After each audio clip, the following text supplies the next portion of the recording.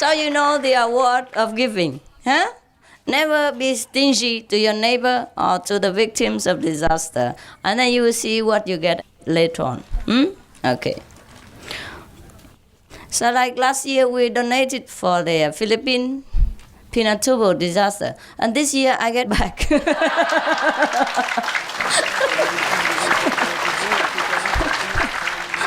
From my own work.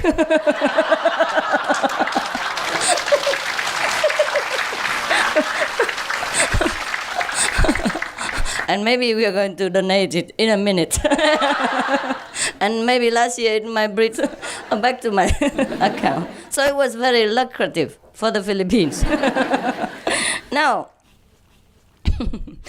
you don't always give with the expectation of return. Then you get only half back. And even for my own labor, from selling paintings and all kinds of things, singing tapes, and yeah, I have to sing more.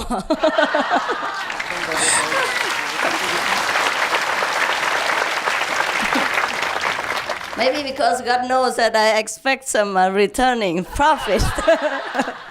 So he didn't give it to me, but he gave it to cook from the Houston Center because she didn't expect anything. She was very innocent to draw it out. But money from you, Master. Money for me? Yeah. Then why didn't you ask me before you give it away?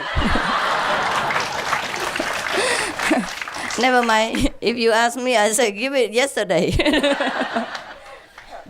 Now there are some smaller remaining centers like Thailand Center.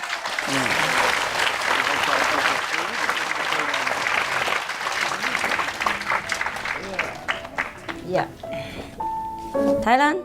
Oh. Oh, you run 90 miles an hour, quick. It's difficult to walk here. What is that now? Losing shoes.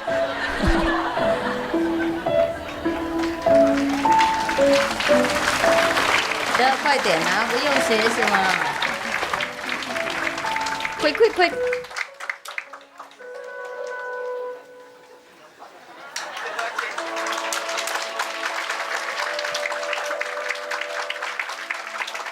Thailand people, apart from being extremely respectful, protective, and loving toward me, they have been also very independent and active in the promotion of the teaching. And they have been very independent. They have their own center, and they have not even needed any help from Melly, except for, their sample booklets and, the finances for the lecture videos and all that. Otherwise, they are completely independent, yeah. And they're very, very devoted and very, very respectful, very humble folk. Thailand, you like them, yeah.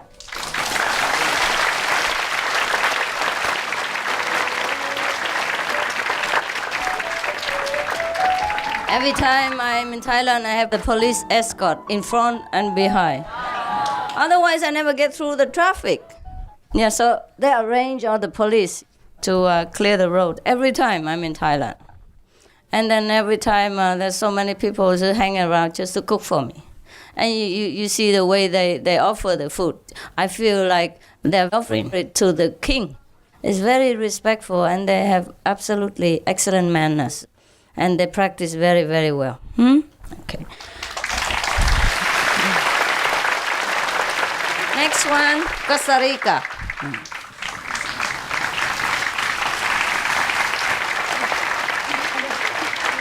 I give this award to them in the hope that they will better themselves.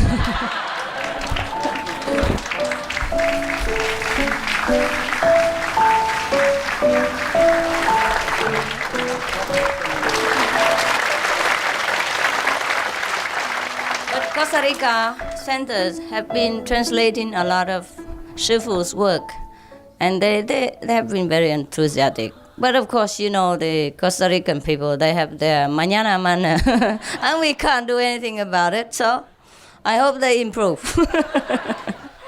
But they love me very much. But also no wonder Costa Rica has its own center, right? I bought it in the beginning of the mission, about 4 or 5 years ago, when I didn't have much money then. However much money I have, I just put it in there and give them the center. But it's a beautiful center. Now you have many centers around the world, so in case you happen to go there for holidays or a visit, then you can always pass by Eat Vegan and meditate, right? Yeah, and stay there.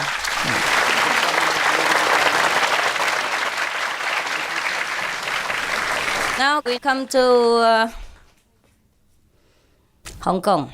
Yes.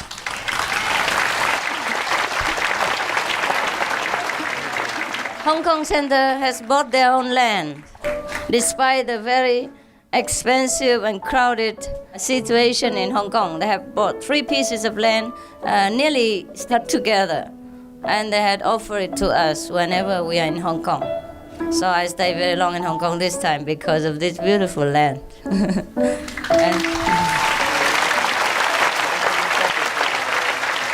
And moreover, they have been very devoted to the comfort and benefit of the Vietnamese refugees in Hong Kong.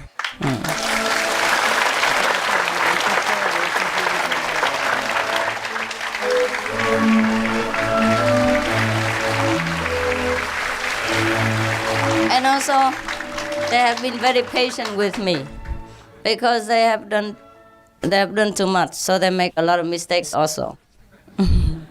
Not according to my taste, yeah. So I scolded them a lot since we know each other. And they still put up with it, yeah. And they didn't get angry with me, and they didn't shout at me, because when they talk, it's just like they're shouting. Therefore, when I shout at them, they thought I was just talking to them.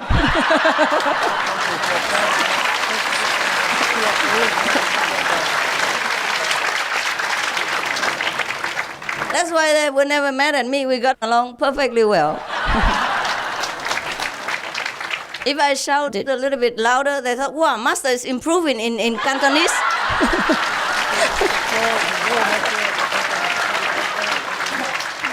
They thought I'm pretty integrated now, becoming more and more like the Cantonese manner, talking very loud with our hand and feet and shouting on top of my voice. So I never had any problem with Hong Kong sensitivity, But sometimes they have problems with me because when they talk, if I was very far away, I was worried, and I sent an attendant to go down and have a look and see who's fighting with whom.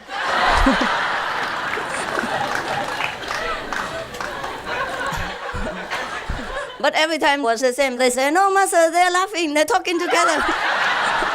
No problem. So I stay in Hong Kong long because we had no problem. We shouted at each other.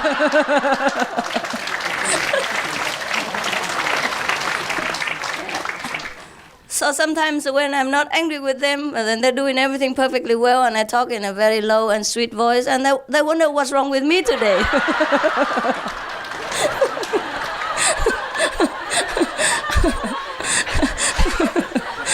They say, what's the matter or something? So I have to always remind myself to raise my voice.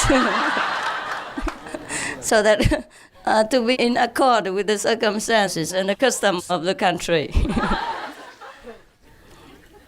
The Hong Kong people, they are disciplined, and they are hardworking and fast. And they're very straightforward, no nonsense, because their life is like that. Hong Kong is crowded, expensive, fast-moving, but easy to get jobs. So they work hard, they earn their living, they're very straightforward, they share it wherever they can, and they do what they can for the teaching. All of them are lovely, yeah?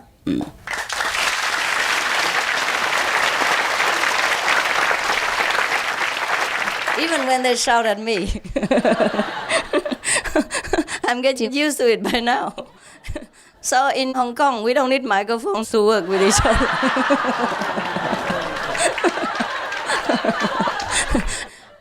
That's why in Hong Kong, one time I teach them how to bake the cake, called Ching cake, Ching rolls. And the video members and the audio members, the working members were so used to no microphone, so that even when they videotape me without any voice in it. So that the whole tape was ruined. It was very beautiful. Everybody was laughing very loudly. But when you see it, only the mouth open. And nothing comes out.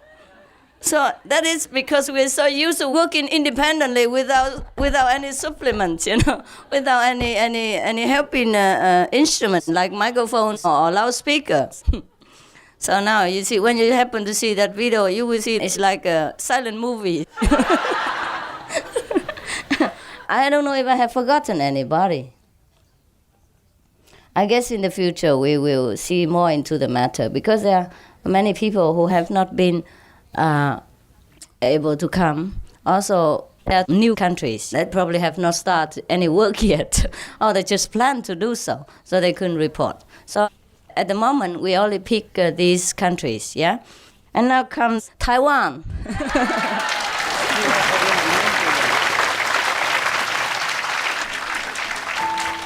Taiwan is my first base. And from Taiwan, we have many newborn friends and children. Yeah, I started in Taiwan, and the Taiwanese people to me are just like my own people.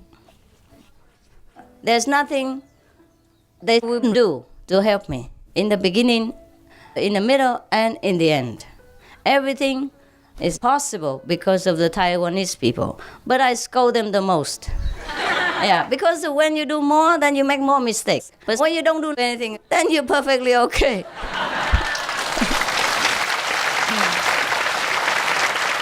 Yeah. When you do more, you speak more, then you make more mistakes, right? And therefore, it's no exception with the Taiwanese. So every time I see them, I just want to run away. Because I say, here comes the problem again. But they are the most beautiful people, most devoted, most faithful, and most simple, most kind-hearted.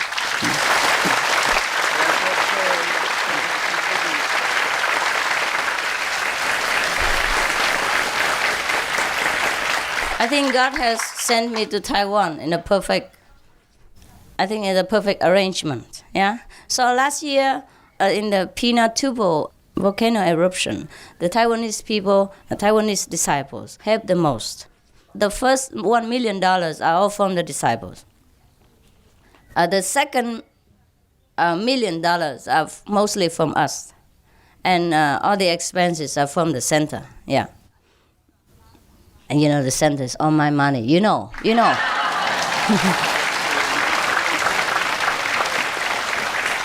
So, anyhow, they have sacrificed the money that they have put up. Actually, they wanted to buy something. Yeah, maybe buy a new center or something. But because of the eruption of the volcano, they have donated all that. In 3 days, they collected $1 million and give it out to the Philippines. 是不是这样？1000万是他们，1000万是1 million 吗？不是的。是这个一半他们，一半我们，是不是？不是1000万，还更钱的是都是他们的，我们都没有弄。那个时候我们都没给。我们后来给衣服1000万，总共2000万，后来我们再给一个600万。懂，我们也有给了啊。We have also the first is over $1 million, and then later we give more. They become more than over $2 million. I think half of that is from the disciples of Taiwan. And some more from outside Taiwanese people, not disciples. And some others, some portion of it came from disciples all over the world. And this time, the Taiwanese people also put up $70,000 and more to have ready. We're going to donate it to the flood victims, because the U.S. disciples have given some, like cleaning tools and some of the money, but still they need some more. So we are going to donate more. And $70,000 is from them already now. Yeah, we're going to give it to them.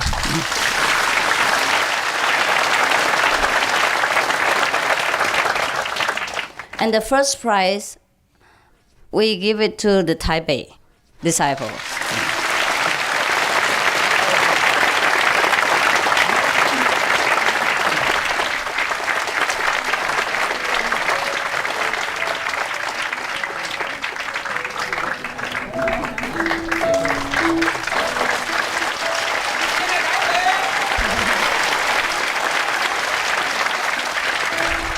This is a contact person in Taipei since the day of your, when you did not even know my name, they're already around me. Since the day of tens, of wandering. Yes, he was one of the first disciples. Yeah, nearly the first. So we have known each other for 7 or 8, 9 years now.